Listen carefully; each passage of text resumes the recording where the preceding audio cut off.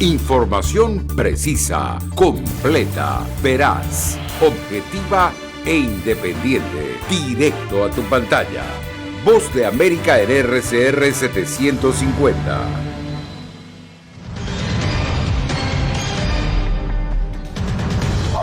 Nos devuelven así, muy duro. Migrantes venezolanos en Tijuana protestan nuevo reglamento que les impide entrar a Estados Unidos. En España, nueva legislación permitirá que algunos latinos reciban ciudadanía española. Le contamos por qué. Además, después de solo 44 días, renuncia la primera ministra del Reino Unido. Y en Estados Unidos, los hispanos tienen mayor riesgo a ser hospitalizados por influenza.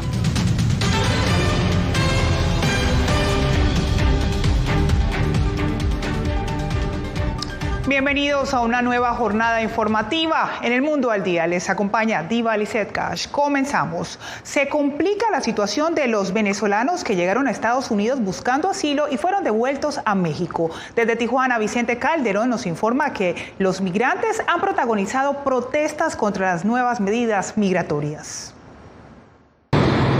Autoridades fronterizas batallan para atender al creciente número de venezolanos que la administración Biden expulsa diariamente a México. Se generó a partir de un acuerdo con la Secretaría de Relaciones Exteriores y el gobierno de Estados Unidos. A una semana de dicho acuerdo, los problemas al sur de la frontera aumentan. Estamos en incertidumbre, esperando noticias, a ver, por lo menos para poder transitar, si muchos se quieren devolver. Eric y Alberto cruzaron por Texas, pero los mandaron a San Diego y los regresaron por Tijuana. Vendimos lo poquito que teníamos, prestamos plata para poder atravesar y llegar, y nos devuelven así, muy duro. El martes por la noche, unos 200 venezolanos se amotinaron en el centro de detención migratoria, insuficiente para internar a tanto extranjero mientras deciden qué hacer con ellos.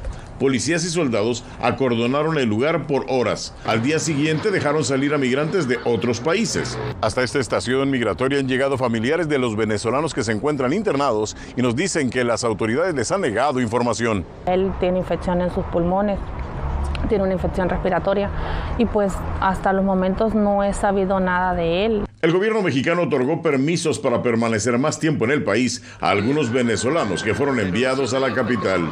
¡Se van al infierno por malos! Previamente, activistas quemaron piñatas con las caras del secretario de Estado norteamericano Anthony Blinken y el de Relaciones Exteriores de México Marcelo Ebrard. Puede resultar una crisis migratoria en nuestras zonas fronterizas. Vicente Calderón, Voz de América, Tijuana, México. Un patrocinador residente en Estados Unidos precisamente es uno de los requisitos para que los venezolanos puedan acogerse al nuevo plan migratorio. José Pernalete nos cuenta que ya varias organizaciones en Florida están invitando a la comunidad para que sean patrocinadores.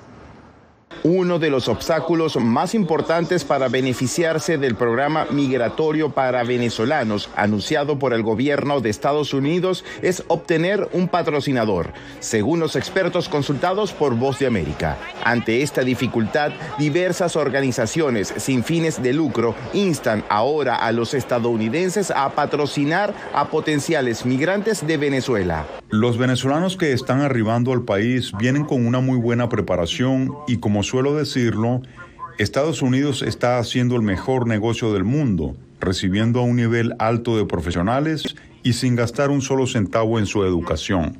El Centro de Investigaciones Pew afirma que el 67% de los venezolanos que ingresaron a Estados Unidos durante 2020 cuentan con educación técnica y universitaria. Este argumento fortalece la solicitud de la organización Welcome US, que se une a asociaciones a favor de los venezolanos para incentivar el patrocinio de estos ciudadanos. La idea es ampliar la capacidad del gobierno de Estados Unidos para expandir la admisión de recién llegados en un momento de necesidad, pero que también se puede expandir la demanda entre los estadounidenses a medida de que expandimos la capacidad de los estadounidenses para apoyarlos mientras se reasientan.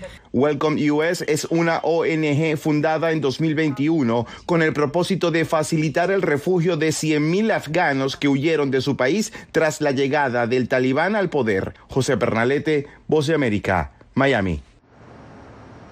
Y en España, algunos latinoamericanos podrán obtener la nacionalidad de ese país gracias a la Ley de Memoria Democrática, también conocida como la Ley de Nietos.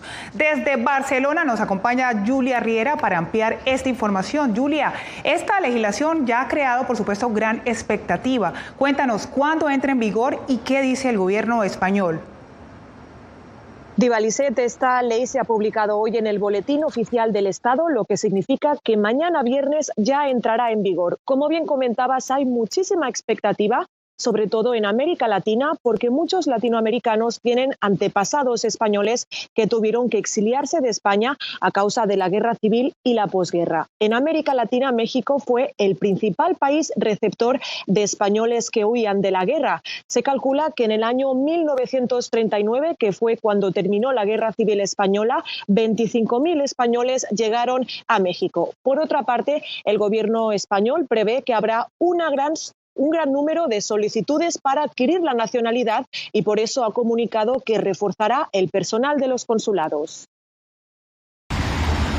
España amplía las opciones para adquirir la nacionalidad a través de la Ley de la Memoria Democrática, conocida popularmente como Ley de Nietos. Quienes tengan padres o abuelos que tuvieron que exiliarse de España podrán adquirir la nacionalidad. También podrán obtenerla aquellos hijos y hijas de españoles que fueran originalmente españoles, pero que por razón de casarse con un extranjero perdieron su nacionalidad antes de que se aprobara la Constitución en 1978.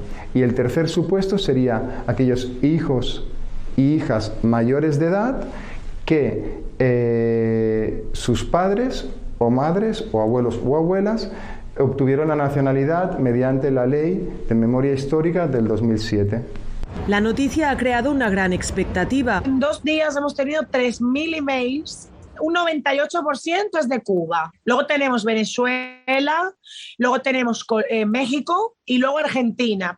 Desde Caracas, muchos esperan emigrar a España para conocer la tierra de sus antepasados y tener mejores condiciones laborales y económicas. Me gustaría ir a España, ver todo eso, conocer dónde nacieron mis abuelos. Además, la Ley de la Memoria Democrática da luz verde para que se investiguen posibles vulneraciones de derechos humanos ocurridas durante la Guerra Civil y la dictadura franquista.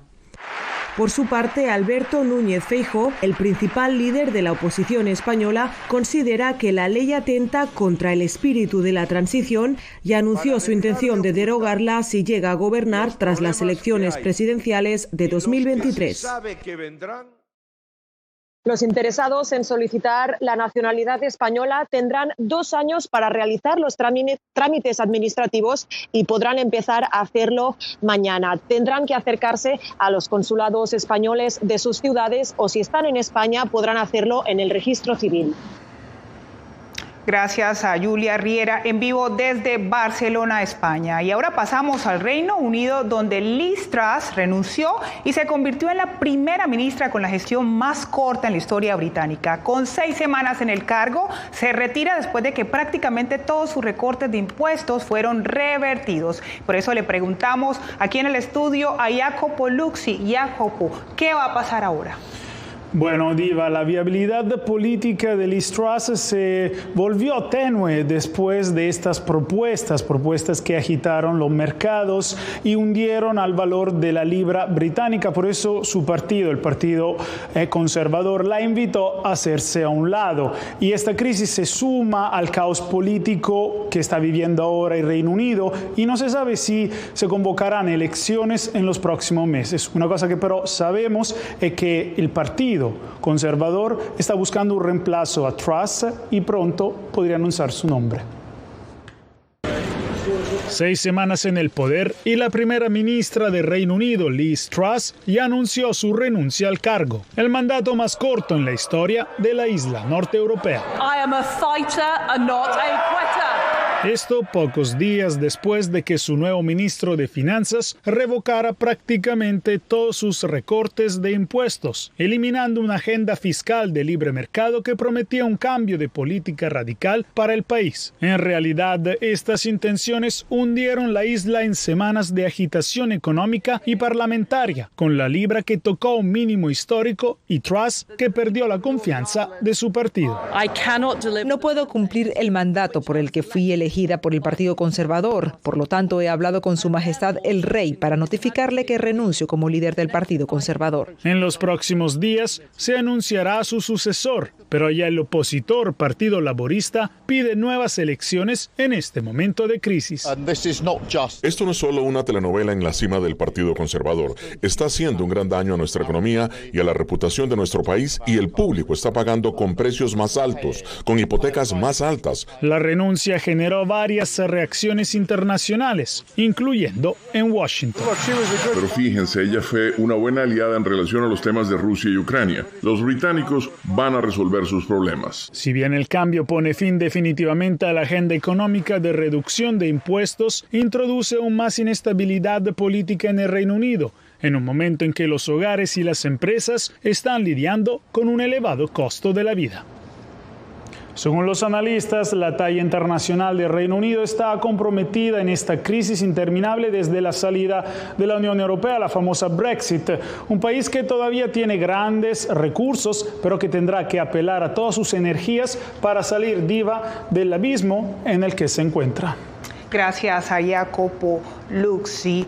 Y seguimos también con más información. La Unión Europea impuso este jueves sanciones a la empresa Shahed Aviation Industries y a 3 generales de la Fuerza Armada iraní por proveer drones a Rusia, que desde febrero invade a Ucrania. Rusia ha sido acusada de enviar oleadas de drones Shahed para atacar plantas eléctricas de Ucrania y otra infraestructura. Los llamados drones suicidas son un arma barata que puede buscar y destruir blancos, además de crear temores entre soldados y también entre civiles ucranianos.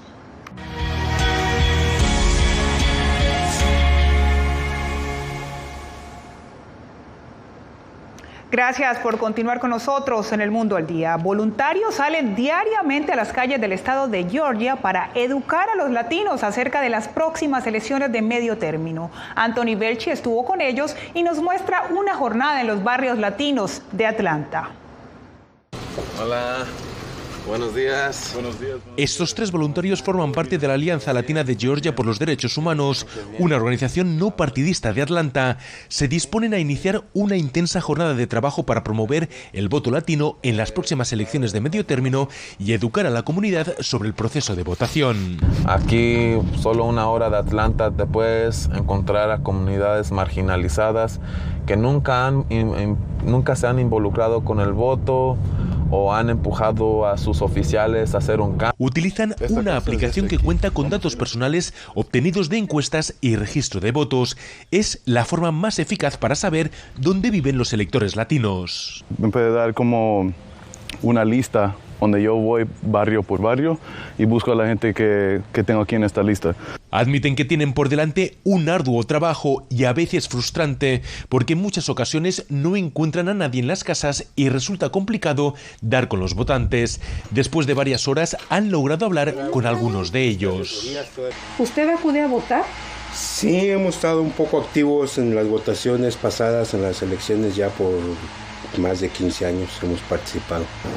Muchos de estos voluntarios consideran que estas campañas del puerta a puerta son muy efectivas para implicar a la comunidad latina en estas elecciones.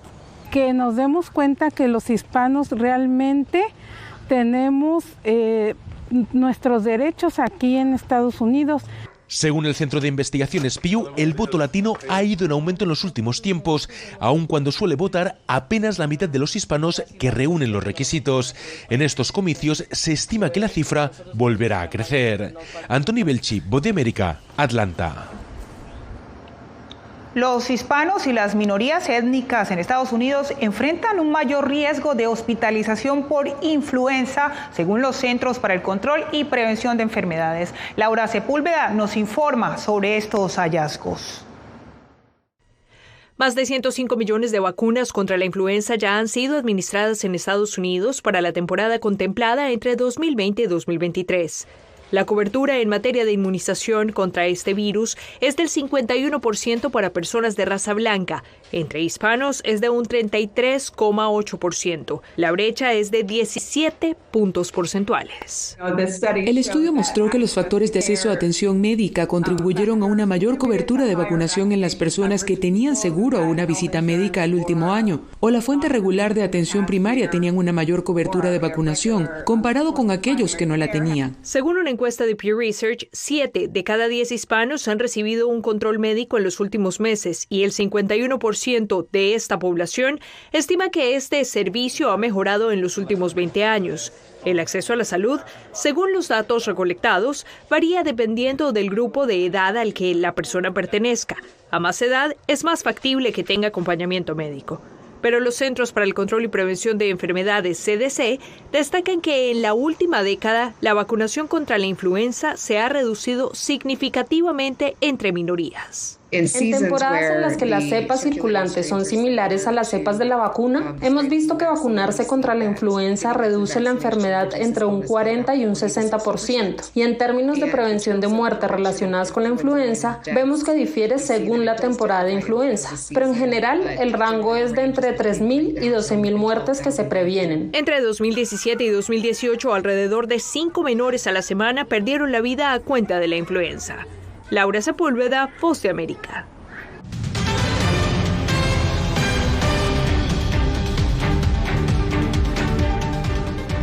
En Nicaragua, el vocero de la Corte Suprema de Justicia fue arrestado y procesado por el delito de traición a la patria. Donaldo Hernández nos cuenta que es el primer funcionario del oficialismo acusado con esta ley. El abogado y periodista Roberto Larios, quien por más de 2 décadas ha fungido como vocero de la Corte Suprema de Justicia de Nicaragua, fue arrestado, según denuncian diferentes organizaciones de derechos humanos. Se le están violentando derechos humanos y las autoridades están contraviniendo la norma. Pablo Cuevas, un veterano defensor de derechos humanos, explica que, como ha ocurrido con la mayoría de opositores y sacerdotes, la audiencia inicial contra el funcionario se realizó de forma privada el pasado martes. En cuanto a la situación de clandestinidad de la audiencia, esto es un modus operandi de la dictadura.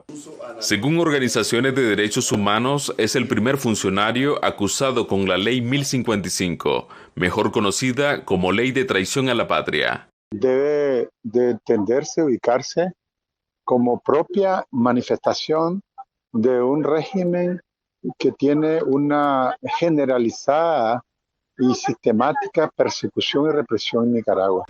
Activistas sugieren que la detención podría ser consecuencia de inconformidades dentro de la estructura del Estado.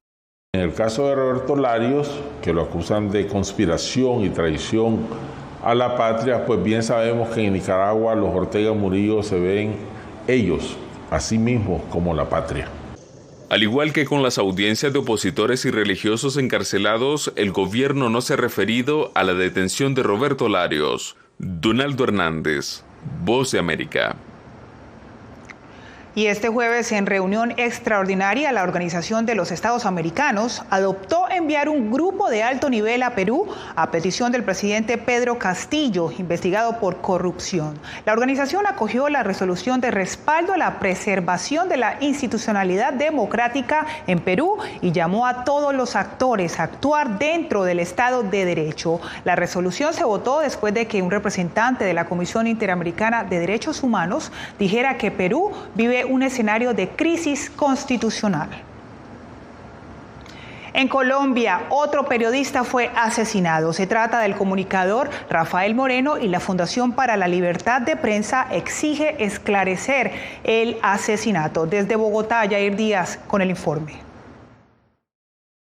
Un minuto de silencio de pie por el asesinato cobarde del periodista Rafael Emiro Moreno Garavito. Con este minuto de silencio, el presidente del Senado de Colombia, Roy Barreras, rindió un homenaje a Rafael Moreno, periodista asesinado el pasado 16 de octubre en el departamento de Córdoba, ubicado al norte del país andino. Rafael era un periodista que desde el 2019 había recibido amenazas y que las había puesto en conocimiento de la Unidad Nacional de Protección. Sin embargo, las medidas que tomó la UNP no fueron las suficientes. La Fundación para la Libertad de Prensa de Colombia asegura que este asesinato se pudo evitar, ya que en el mes de julio del año en curso se había informado a las autoridades de 2 nuevas amenazas en contra del comunicador. Lamentablemente, el día que fue asesinado, el 16 de octubre, pues él solamente tenía un hombre de protección que además no lo estaba acompañando ese día, por lo tanto estaba completamente indefenso. Camilo González,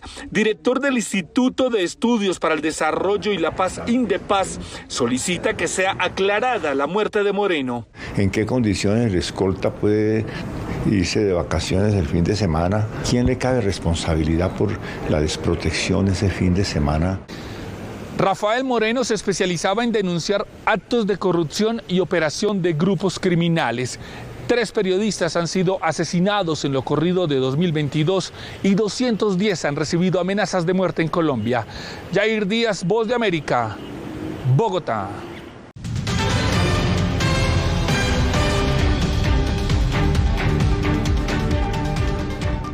Seguimos con más noticias en el Mundo al Día. La corona de la Estatua de la Libertad en Nueva York reabrió sus puertas al público luego de 2 años de clausura. Desde la Gran Manzana, Ángela González nos informa sobre la celebración del cumpleaños número 136 de este monumento.